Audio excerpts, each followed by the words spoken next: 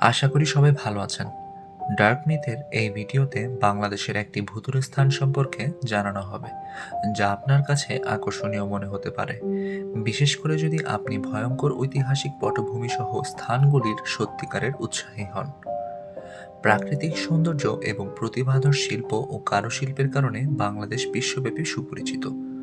দেশটিতে অনেক জায়গা রয়েছে যা আপনাকে তাদের প্রাকৃতিক সৌন্দর্য এবং সমৃদ্ধ ঐতিহ্যের সাথে মোহিত করবে।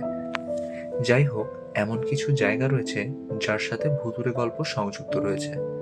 তা সত্ত্বেও কিছু লোক এখনও এই স্পট পরিদর্শন করার সময় ভয় পায়, বিশ্বাস করে যে খারাপ আত্মা তাদের তাড়া করে। এই ভিডিওতে আমি আপনাদের বাংলাদেশের একটি ভুতুড়ে স্থান হাইলাইট করব এবং তার সাথে জড়িত ভয়ঙ্কর গল্পগুলির সংক্ষিপ্ত সারসংক্ষেপ শেয়ার করব। দ্য হন্টেড বিউটি, একটি হ্রদ যা একটি পছন্দের পর্যটন কেন্দ্র। দিনের আলোতে এটি একটি আকর্ষণ, কিন্তু যখন সূর্যের আলো ম্লান হতে শুরু করে, সে আকর্ষণগুলি ভয়ে পরিণত হতে শুরু করে। এটি ভুতুড়ে ফয়েজ লেকের বাস্তবতা। ফয়েজ লেক বাংলাদেশের চট্টগ্রাম শহরে অবস্থিত বর্তমান বৃহত্তম সুন্দর লেক। এটিতে আকর্ষণীয় এবং ভুতুড়ে প্রাকৃতিক সৌন্দর্য উভয়ই রয়েছে।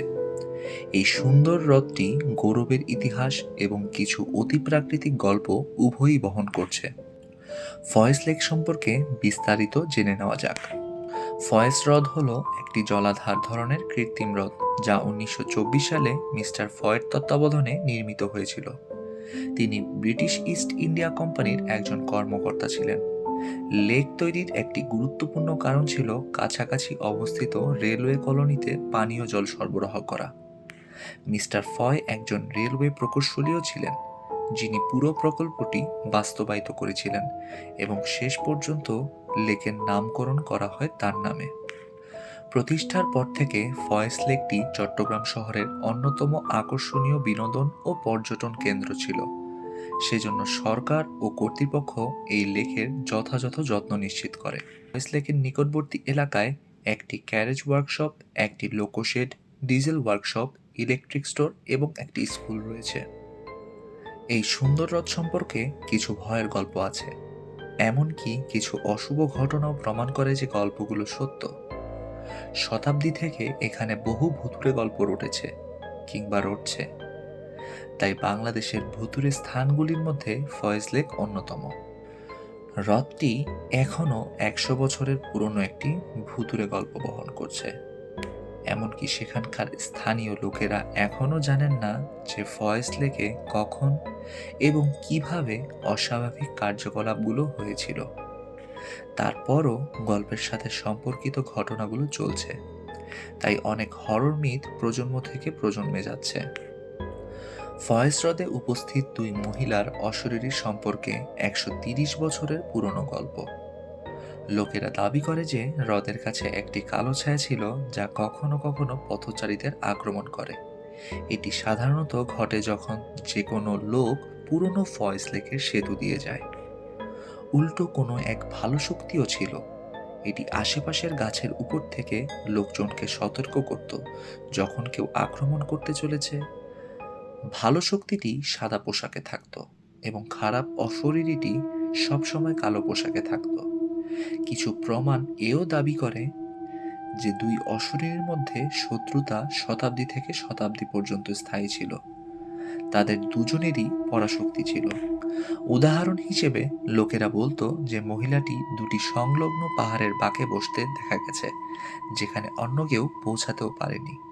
আরেকটি গুজব ভুতুড়ে ফয়েজ লেকের সম্পর্কে চলে, যা দাবি করে যেখানে দুজন মহিলা একে অপরের মধ্যে অশুভ শক্তির প্রতিদ্বন্দ্বিতা করেছিল।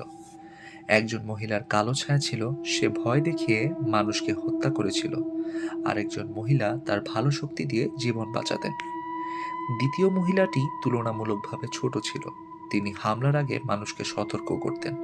কিছু প্রবীণ ব্যক্তি দাবি করেছেন যে তারা উভয় ঘটনাই দৃশ্যত অনুভব করেছেন। হ্রদ এলাকা সম্পর্কে আরেকটি গল্প, যা পুরনো ফয়েজ লেকে আরেকটি অশুভ শক্তির উপস্থিতি দাবি করে। আসুন বাংলাদেশে আমাদের প্রথম ভুতুড়ে স্থান সম্পর্কে দ্বিতীয় গল্পে যাই।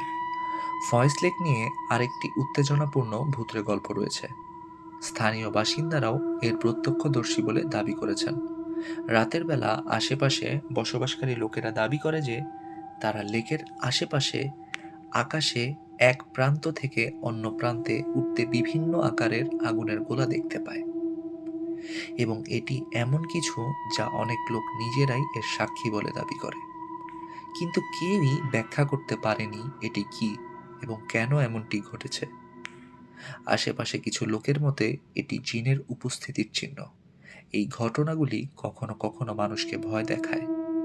এই জায়গাটি অলৌকিক কার্যকলাপের জন্য সুপরিচিত ছিল এবং একটি অশুভ শক্তি দ্বারা জায়গাটি ভুতুড়ে ছিল। অন্যদিকে কিছু লোক ব্যাখ্যা করেছে যে গ্রীষ্মের রাতে মিথেন গ্যাস ছাড়া এটি আর কিছুই নয়। তবে আলোর উৎস যাই হোক না কেন, লোকেরা এখনও সেই উড়ন্ত ফায়ারবলগুলি সম্পর্কে অনেক আতঙ্কিত। বর্তমানে কর্তৃপক্ষ ফয়েজ লেকটি একটি পর্যটন স্পট এবং চট্টগ্রামের প্রাকৃতিক আকর্ষণ হিসেবে দেখভাল করছে। এই লেকটি সম্প্রতি কনকর্ড ইন্টারন্যাশনাল ডেভেলপমেন্ট কোম্পানি 100 বছরের জন্য লিজ নিয়েছে। এই কোম্পানিটি দেশের বৃহত্তম থিম পার্ক এবং বিনোদন কেন্দ্র নির্মাণের পরিকল্পনা করছে। ফয়েজ লেক সম্পর্কে এরকম হাজারো প্রচলিত ঘটনা লোকমুখে শোনা যায়।